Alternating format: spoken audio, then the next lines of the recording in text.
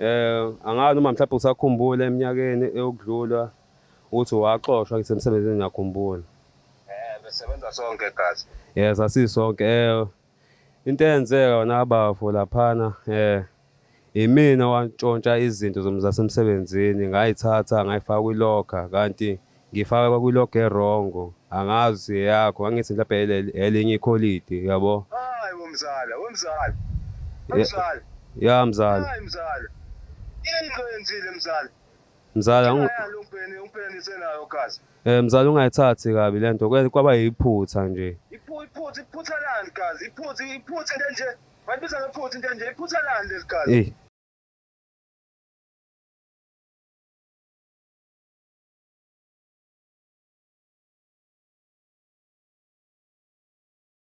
Sanibongelela nonke ababukeli be-Black Life TV kwesisiqephu esithi sikhipha izimfihlo nihleli noLungsta. Namhlanje bashelo mfowethu othi-ke kunemfihlo afisa ukuyidalula kumzala wakhe. Sawubona njani? Ngiyaphila njani? Ngiyaphila.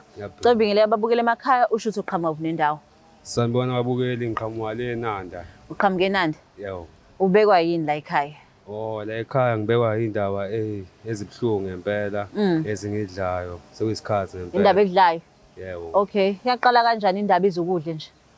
Indaba iqala kanjena kukhona icolleague engikade ngisebenza nayo emsebenzini kusho ukuthi manje ngangibona izinto ezindlela zenzenga ngayo ukuthi ngagcina singasamuzwa kahle ngisho egazini nangimuzwa ukuthi hayi uzungamuzwa kahle yini kwenzeni? Ziningi izinto ezenza engathi mengichaza mhlawumbe zingachazeki. Azenza kuwena personally noma mhlawumbe wayenzenza enkampanini? Ezenza personally kanjalo. So it had nothing to do with umsebenzi. Yebo. Okay, kule nkampani le ususebenza iminyaka emingaki? Angasho ukuthi bese ngiqala unyaka wesibili. Usuqala unyaka wesibili? Yebo. Uqala unyaka wesibili usuneyinkinga unyaka wesibili nje? Ngiqale kabi unyaka wesibili neyinkinga ngoba nami ngabona ukuthi umuntu uthanda ukuba inkinga nje emsebenzini. Ngabona ukuthi kungcono ukuthi mhlawumbe ngenze ngenye indlela mhlawumbe engangijabulisa mina. Ekujabulisa kanjani usho ukuthini mawuthe indlela engakujabulisa? Ngabona ukuthi kungcono mhlawumbe ukuthi ngikwazi ukuthi mhlawumbe ngingakwazi ngimxoshise mhlawumbe. Ngixoshise. Yebo. Okay. Kuzoba ngconywana mhlawumbe kumina ngizokwazi ukukhuleka ngisho emoyeni Okay. So yathini iplan yakho? Ngafika ngibona ukuthi emsebenzini angithatha izinto zasemsebenzini ngiyitshontshe ngifake elokheni. Kanti mengifake elokheni bathola ukuthi akusekho indlela ngangazuthi kanjalo sebeshintshene amalokha ngathi ngifake elokheni yakhe washintsha namalokha noba? Washintsha namalokha nomzala wami. Nomzala wakho osebenza kuyona inkampani? Usebenza enkampanini eyodwa naye. Kwakuthi ngagcina ilokha kusaya yakholidi leyo sasingazwana kanti sebeshintshene kusaseyona yakhe soyamzala. Mina ngathatha izinto zasemsebenzini ngayitshontsha ngayifaka khona ukuze kube ngathi mhlawumbe zathathwa uyena untshontshile. Yebo kanti hayi sengiyithathe. So manje ke imake ungaphuthumi.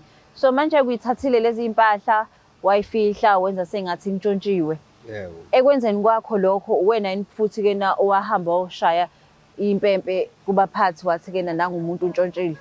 Hayi mina ngempela waqaphelisa abaphathi ukuthi ngathi kukhona izinto engasabonakali. Ngangivele ngazi ukuthi mina ngibeke kephi. Wawazi ukuthi uyibeke kephi. So manje masuthola ukuthi ke nayibo ilokho ayamzala le waswenzani ngalokho? Angizange ngikholwe ngempela ukuthi ngempela mina wenze into esinjena ebuhlungu ngalendlela lebuhlungu ngayo. Ngoba nami ngangacabanga ukuthi ngenza le ndlela ngoba ngangithi mhlawumbe mina ngizothwalisa lo munye umzima ngithwalisa umuntu wasendlini. So uthwalisa umuntu wasendlini umzima. So manje nonke nomzala nisebenzele inkampani yenu sinesikhathi singanani nisebenza? Naye ngasho ukuthi cishe sibe neminyaka emibili. Naye cishe ube neminyaka emibili. So wathini umzala mase ixoxa lolu daba ethi hayibo kwenzeka ukuthi yena akazi lutho? Ngabona ukuthi umzala ushwaqe ngempela ngoba wengazi ngalento ngezinto zayijotshwe lapha emsebenzini waxakela bese kukhishwa izinto futhi ayikhishwa yimi izinto lapha elokheni. Bese kubuza ukuthi eza kade lokho yaba bese confirm ukuthola ukuthi ayamzala nami ngibe nokuthuka ngabe ngisakhombisa ukuthi hawu yimini wenze lento ngabe sengithwela ngaphakathi nami ngiyibuza hawu kwenzeke kanjani senze kanjani into bengakuhlosile nami ukuthi ngidayisa umzala nami bengihlose ukuthi ngixoshise la holiday. Kepha kuzakwenza indlela ade ngifuna ngayo nami kwenza ngenye indlela ngaxoshisa umuntu wasendlini Kuyimanje nje sikhuluma umzala sowumuntu othwele kanzima nasekhaya nasekudleni nje badla kanzima ukuze bethole ukudla ukulala nje bekuyena umuntu bekhona ukuletha ukudla endlini. Okay, so isona sizathu esikwenza ukuthi na ufike la ekhaya uthi uzolokhuza. I-relationship yakho nomzala wakho injani? Hayi i-relationship yethu ihamba kahle nomzala ngoba akazi ubani wenza le yanto, wazi ukuthi nje kusho ukuthi umuntu wafaka lapha akazi yimina owayifaka. Mase umtshalo lolu daba ucabanga uzothatha kanjani? Kuzoba nzima, ngiyacabanga ukuthi mhlawumbe na kuzoba nzima ukuthi engixolele ngoba sekunzima kuyena empilweni, akasakhona ukwenza iy'dingo zakhe.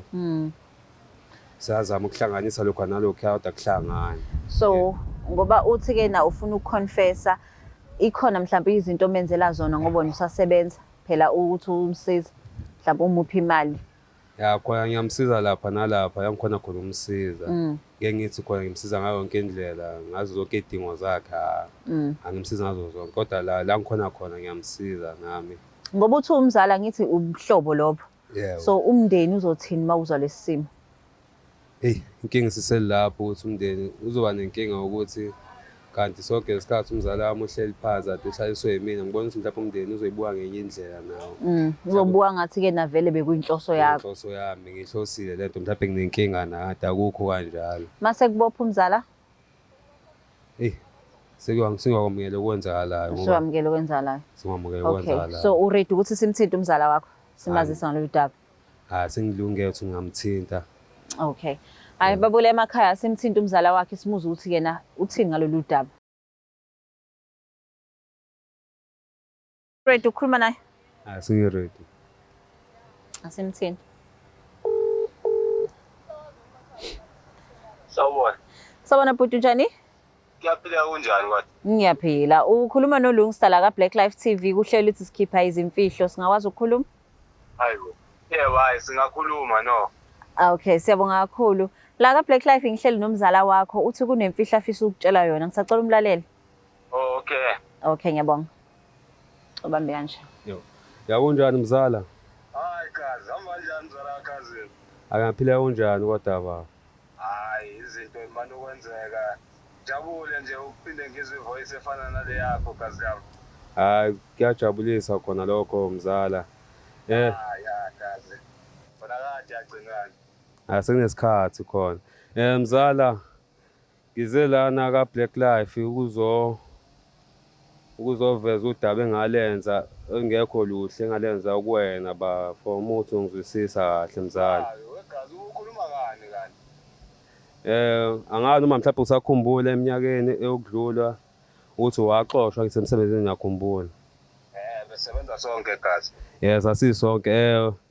Into eyenzeka yona abafo laphana imina wantshontsha izinto zasemsebenzini, ngayithatha ngayifaka kwilocker kanti ngifaka kwilocker erongo. Angazi yakho, angithi mhlawumbe elinye ikholidi yabo. Hayi womzala.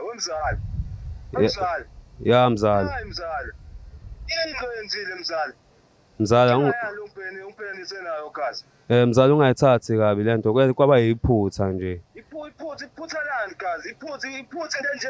Bayibiza ngephutha nje. Iphutha lani lesigazi? Yini lo mpeni senayo gazi? Mzala ngiyazi ukuthi lento inzima ngempela ngoba uyabazi ubuhlungu ubhekene nabo manje ungakanani wegazi?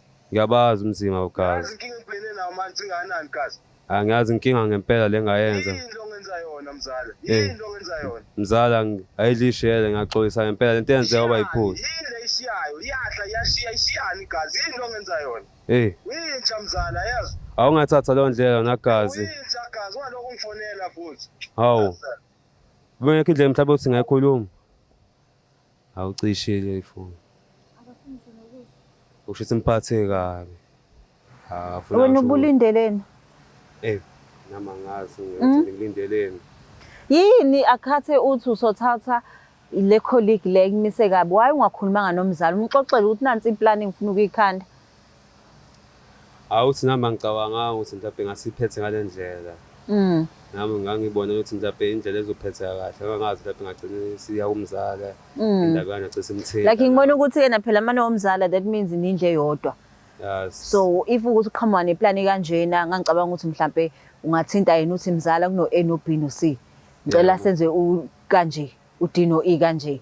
Khona kunjalo khona kwafumane ukuthi izimo seyiphuthuma nami sengibona ukuthi hayi ngenza le ndlela yami mhlawumbe kuzoba right izongilungela kanti angeke izingilungele izongifaka emgozini. So manje ngoba umzala wakho esekubiza ngenja ucabanga ukuthi isasa leni linjani? Ngibona ngathi senimoshekile ngoba ngibona ngathi mhlawumbe usazoke engizwisise kahle. So manje ungasaphindele emsebenzini la nisebenza khona ayosho ukuthi wena uplante le yanto uthi ke na ufuna ukukhipha omunye. Uyacabanga ukuthi nawe uzolahlela umsebenzi? Khona ngaba kanjani mase icabanga ngaleyo ndlela. Nami ngangilahlekele. Khona uma uthenza kanjalo kuyobe singekho inkinga nayo kube kuyindlela yokuthi naye ikhiphe ubuhlungu labuzwayo. Ngoba nami sengifake inkingeni eziningi. Hayi sizwa kahle. Yo niyizwela ke babukele emakhaya ukuthi umzala uthi uyinja ngoba yena uselambile yena uyaqhubeka nempilo. Uyaqhubeka uyasebenza uthola imali kodwa na konke kulahlekile ngenxa yokuthi yena wayefuna ukuyiphiniselela kumuntu oyimise kabi emsebenzini. So Black Life TV siyathanda kakhulu. Please don't forget to share, like and subscribe.